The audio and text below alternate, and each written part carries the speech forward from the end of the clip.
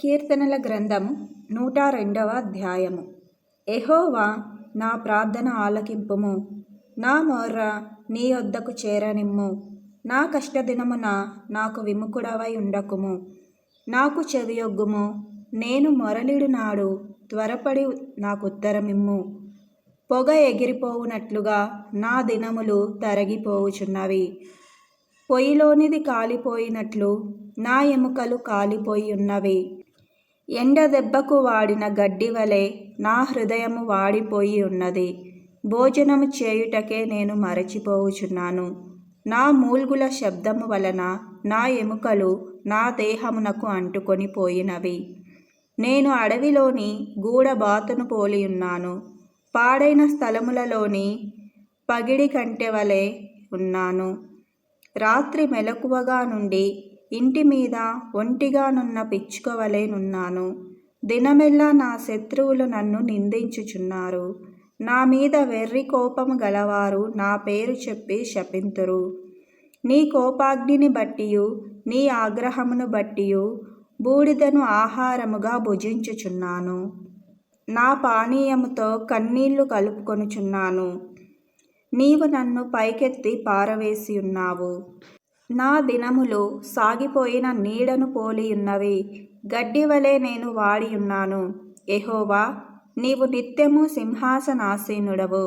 నీ నామస్మరణ తరతరములుండును. నీవు లేచి సీయోనును కరుణించెదవు. దానిమీద దయచూపుటకు కాలము వచ్చెను, నిర్ణయకాలమే వచ్చెను. దాని రాళ్ళు నీ సేవకులకు ప్రియములు. వారు దాని మంటిని కనికరించుదురు. అప్పుడు అన్యజనులు యెహోవా నామమునకును భూరాజులందరును నీ మహిమకును భయపడెదరు. ఏలయనగా యెహోవా సీయోనును కట్టియున్నాడు. ఆయన తన మహిమతో ప్రత్యక్షమాయెను. ఆయన దిక్కులేని దరిద్రుల ప్రార్థన నిరాకరింపక వారి ప్రార్థనల వైపు తిరిగి ఉన్నాడు.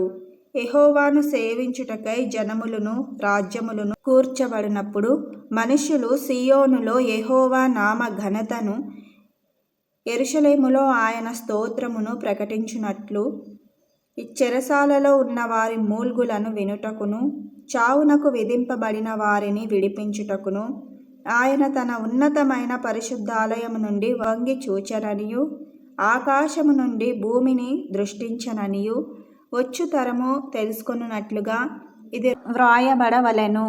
సృజింపబడబోవు జనము యెహోవాను స్తుతించును. నేను ప్రయాణము చేయుచుండగా ఆయన నా బలము కృంగజేసెను. నా దినములు కొద్దిపరచెను. నేనీలాగు మనవి చేసితిని, నా దేవా, నా దినముల మధ్యను నన్ను కొనిపోకుము.